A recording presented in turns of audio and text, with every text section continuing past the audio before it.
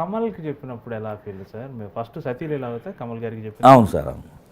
భద్రావతి ఇది వెళ్తే కోటిపల్లి రాదు, కొండపల్లి వచ్చేస్తుంది.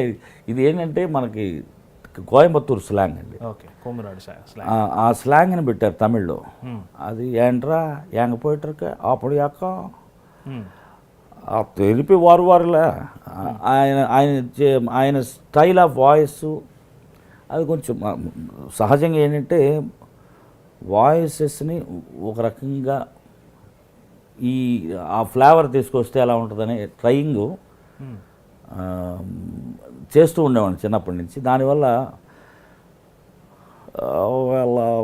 మీరు ఎలా ఉన్నారు, బాగున్నారు, ఇది కమల్ హాసన్ గారి వాయిస్ ఆ సౌండింగ్ తెస్తే ఎలా ఉంటుంది అనేది ప్రయత్నం మైండ్లో ఉంటుంది. కాబట్టి సరదాగా అప్పుడప్పుడు ఫ్రెండ్స్తో మాట్లాడుతూ ఉంటాను. ఇది స్టేజ్లో ఏం చేయలేదు. సో ఆ సినిమాకి ఆ స్లాంగ్ పెడితే బాగుంటుందని అది ట్రై చేసాం. మన రాజమండ్రి స్టైల్ ఉంది కదా, గోదావరి. ఏటమ్మడో పండగ పూట లైట్ లేపేసి కూర్చున్నాడు, అన్నయ్య కళ్ళతోటి అంటది. ఓ కళ్ళతోడు ఎట్టానా, ఈడు గొప్ప ఇంజనీర్ అయిపోతాడు, స్టీరింగ్ ఏదిరా ఏదిరా, ఇవన్నీ అక్కడ స్లాంగ్లో మనకి చక్కగా వినే ఒక స్లాంగ్ చిన్నప్పటి నుంచి అలవాటైంది. కాబట్టి దానికి దగ్గరగా ఉందని అది అప్లై చేసేటప్పటికి బాగా క్లిక్ అయింది. అట్లాగే కొంచెం నెల్లూరు స్లాంగ్ మిక్స్ చేసి బ్రహ్మచారి అనే సినిమాలో కమల్ హాసన్ 2 సినిమాలు ఆయనకి చెప్పింది. అన్నయ్య బాలు గారు చెప్తారు, ఇది కొంచెం డిఫరెంట్గా మాట్లాడారు కమల్ హాసన్ గారు అనే ఉద్దేశంతో ఈ 2 సినిమాలకి చెప్పడం జరిగింది. గొప్ప ఎక్స్పీరియన్స్ సార్ దాన్ని. అటువంటి మంచి లివింగ్ లెజెండ్స్కి చెప్పటం కదా.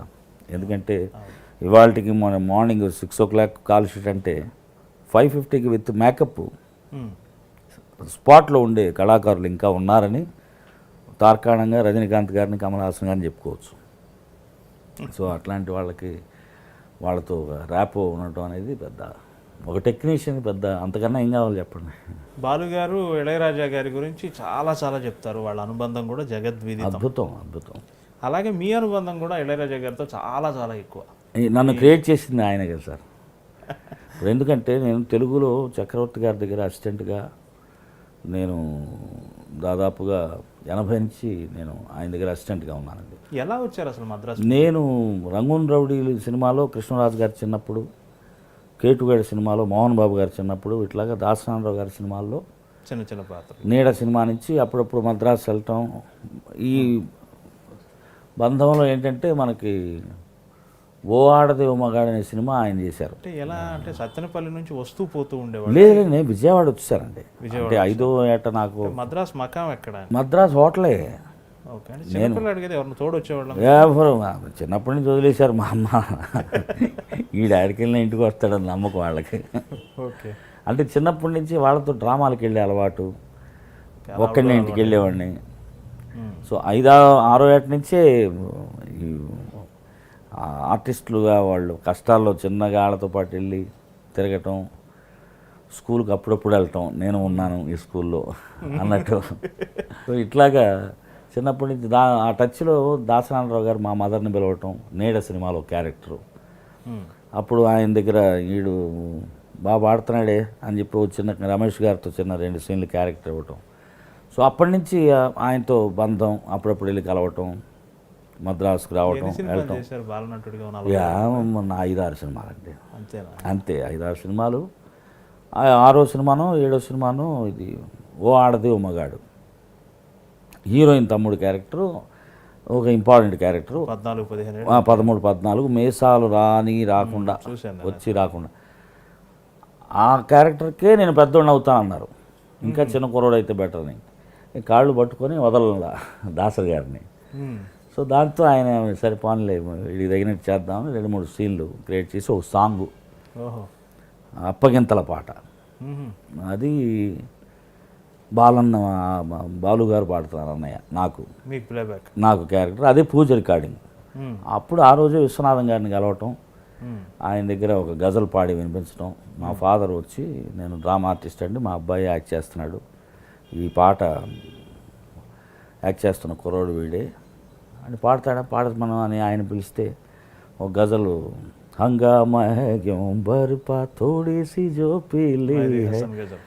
గులాం అలీ గారిది ఒకటి పాడి వినిపించేటప్పటికి ఈ పాట పాడతావా నేర్చుకుంటావా అన్నాడు. అట్లాగే సార్ నేర్పారు. ఇవ్వాలని ఉంది ఏదో ఇవ్వాలని ఉంది మా అక్క కన్నా నీకివ్వడానికి ఇంకేముంది నాకు ఇంకేముంది నాకు ఇంకేముంది. తల్లిదండ్రులు లేని హీరోయిన్, ఆ హీరోయిన్కి ఒక తమ్ముడు.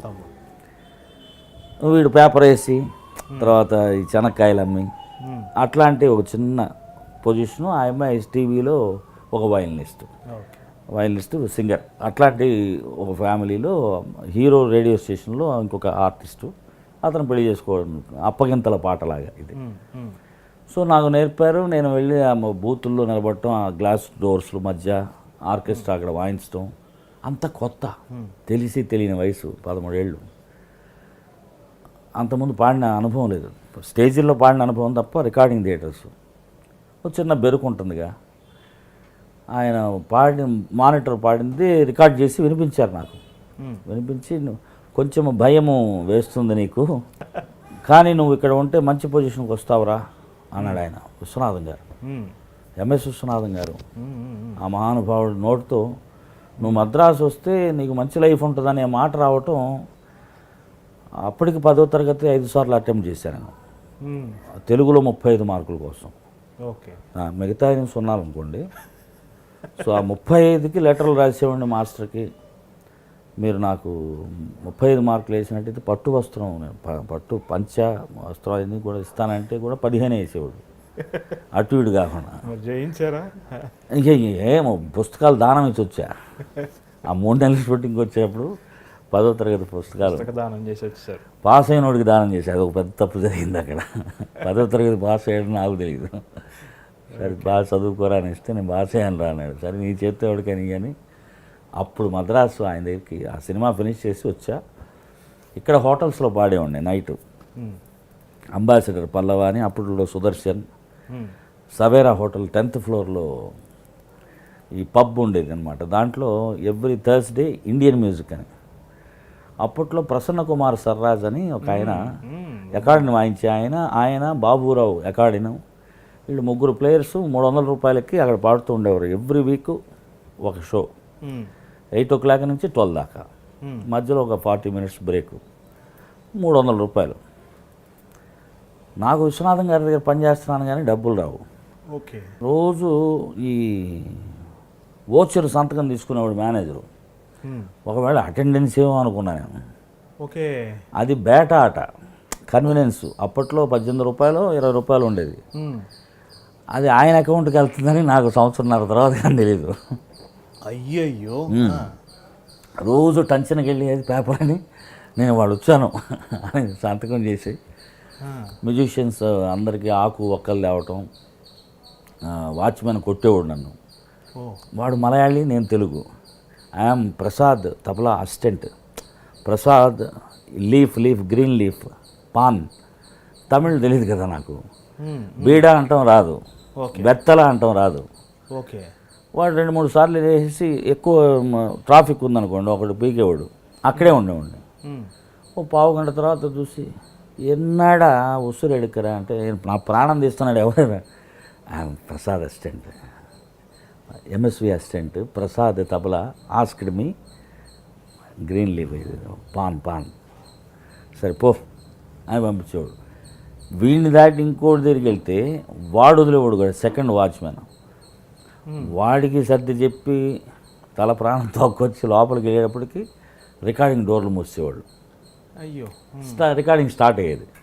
అలా కొన్నిసార్లు ఇష్టమైన పని కష్టమైన కూడా అడ్జస్ట్మెంట్. ఆ వెళ్ళిన పర్పస్ సాల్వ్ అయ్యేది కాదు. ఏమిరా ఇంత లేట్ చేసావు, ఇప్పుడు ఎందుకు భోజనం టైం అయింది వేసుకోము అని వాళ్ళ దగ్గర ఒక చిన్న మైనస్ పాయింట్స్. ఇట్లాగ మధ్యాహ్నం పూట రికార్డింగ్ జరుగుతుంటే కాళ్ళు చేతులు నొక్కడం మ్యూజిషియన్స్కి. అట్లాగా అది పనిచేయడం ఉండాలి, అది చూడాలి అనే తపన, నేర్చుకోవాలి. ఓకే, అసలు ఏంటి మ్యూజిక్, రికార్డింగ్ ఏంటి, బ్యాక్గ్రౌండ్ మ్యూజిక్ అంటే ఏంటి. ఒక సాంగ్ని ఎలా క్రియేట్ చేస్తున్నారు, దానికి బ్యాక్గ్రౌండ్ మ్యూజిక్ ఎలా వేస్తున్నారు, అసలు కంపోజింగ్ ఎలా చేస్తున్నారు, ఒక సాంగ్కి లిరిక్ ఎలా ఇస్తున్నారు, డైరెక్టర్ ఎలా చెప్తున్నాడు సిచ్యువేషన్. అప్పుడు క్లాసికల్ టచ్ ఇదంతా ఏం లేదు. నేను నేదురుమూరి కృష్ణమూర్తి గారి కాలేజీలో సంగీతం నేర్చుకున్నాను కాబట్టి సంగీతం అలవాటు ఉంది. ఓ 4 ఏళ్ళు సినిమాటిక్ పద్ధతులు నేర్చుకోవటానికే ఇదంతా. సినిమాటిక్ సంగీతం ఎంఎస్ విశ్వనాథం గారి దగ్గర జాయిన్ అయ్యాను. ఓకే. అంతకుముందు ఆర్టిస్ట్గా వేసిన 13-14 ఏళ్ళు అంటే అటు ఇటు కాని వయసు, చిన్న పిల్లోడి క్యారెక్టర్లు రావు, హీరో అవ్వలేము, అవడానికి ఛాన్సెస్ లేము పొట్టేవాళ్ళం. సో ఇది మనం ఇది ఎందుకు పిలిచాడో ఆయన ఎందుకు అన్నాడో దీని మీద కాన్సన్ట్రేట్ చేద్దామనే ఆశ కలిగి ఒక 3-4 మంత్స్లో స్వరం రాయటం నేర్చుకున్నా. అంటే ఒక పాట తానని నా సాగప మగరి సా తానని నా సని సా, ఈ తాళం అనేది బార్ కౌంటింగ్ అంటారు కదా. సో తకదిమ్మి తకచెను తకదిమ్మి తకచెను తకదిమ్మి స్లో బార్సు, ఫాస్ట్ బార్సు, ఆ కౌంట్ ఇవన్నీ తెలుసుకోవడానికి ఒక 6 మంత్స్ పట్టింది అక్కడ విశ్వనాథం గారి దగ్గరే. అది ఇవాళ నాకు సింగర్గా చాలా ఉపయోగపడింది. ఒక మ్యూజిక్ డైరెక్టర్ ఒక్కసారి ట్యూన్ పాడగానే నేను రాసేస్తా, తర్వాత ఆయన తప్పు చెప్పినా కూడా నేను పాడినిపిస్తాను, రికార్డ్ చేస్తా చిన్న వాక్మ్యాన్లో. సార్ మీరు పాడినిపించింది ఇదే కదా సార్, యా సారీ అంటారు. సో నేను నోట్ చేశాను, యాజ్ వెల్ సాంగ్ కూడా రికార్డ్ చేశాను సార్. ఒక్కసారి మనం వినగానే ఫాస్ట్గా పాడతాడు మనం అనే పేరు రావడానికి కారణం స్వరం తెలియటం. ఇప్పుడు ఆయన ఏకసంధాగ్రాహి మహానుభావుడు, ఆయనలాగా బాలుగారు లాగా అందరికీ ఆయన పాటని 1-2 సార్లు వినగానే పాడేస్తాడు. వినికిడి జ్ఞానం ఆయనకు ఆసక్తి ఇచ్చాడు. నాకేమో స్వరం, నేను స్వరం రాస్తాను, చిత్రగారు రాస్తారు, వాణి జయరామ్ గారు స్వరం రాస్తారు, శంకర్ మహాదేవన్ రాస్తారు. కొంచెం ఈ బ్యాచ్ అంతా కూడా ఎటువంటి కష్టమైన పాట అయినా కూడా అటెండెన్స్ ఫుల్గా అక్కడే ఉంటుంది కాబట్టి మన కాన్సన్ట్రేషను కొంచెం ఫాస్ట్గా పాడతారనే మాకు అందరికి పేరు ఇక్కడ. సో దానికి ఉపయోగపడింది విశ్వనాథం గారి దగ్గర. కాకపోతే అక్కడ ఏంటంటే ఎదగనివ్వాల. ఒక అసిస్టెంట్ పిలిచి చెప్పాడు, ఆ రోజు స్వరం రాస్తే బాగా పొగిడాడు విశ్వనాథం గారు. ఏయ్ తంబి తెలుగు పై బాగా రాస్తూ ఉండాడు అని చెప్పేసి బాగా అప్రిషియేట్ చేసి అలాగే రాయి అన్నాడు. ఒక గొప్ప మ్యూజిక్ డైరెక్టర్ అసిస్టెంట్గా ఉన్నాడు అక్కడ. ఇంకోసారి స్వరం రాస్తే ఇక్కడ ఉండవు, విజయవాడ వెళ్ళిపోతామని, ఎందుకు వచ్చిన గోలని చెప్పేసి మళ్ళీ మధ్యాహ్నం సరిగ్గా రాయినట్టు. వాళ్ళు మహానుభావులు ఎందుకు అనుకుంటాం, విశ్వనాథం గారు టక్కన పట్టేశాడు. నేను ఇంక రాయలేదు సార్ అన్న, కళ్ళు చదివేశాడు ఆయన. ఒక వారం తర్వాత స్టూడియో నుంచి వెళ్ళేటప్పుడు వాడిని పిలువ, ఆ తెలుగు అబ్బాయిని, భయపెట్టినారా, భయపడవద్దు, భయపడినట్టు నటించు, పని నేర్చుకో, ముందుకు వస్తావు అని వెళ్ళిపోయాడు. అంటే మనం అనుకుంటాం వాళ్ళకేం తెలియదని, అందుకే వాళ్ళు అక్కడ ఉన్నారు, వాళ్ళన్నీ గమనిస్తున్నారు అనేది. ఆ మాటిన తర్వాత ఓహో సమయానుకూలంగా నువ్వు సందర్భోచితంగా వ్యవహరించి కార్యం సాధించు అనేది చెప్పగానే చెప్పేశాడు ఆయన. సో ఆయన దగ్గర 1.5 years 2 years ఉన్నంతకాలం హోటల్స్లో పాడేవాడు. Hi, this is Mano, watch my exclusive interview with Yamuna Kishore in I dream.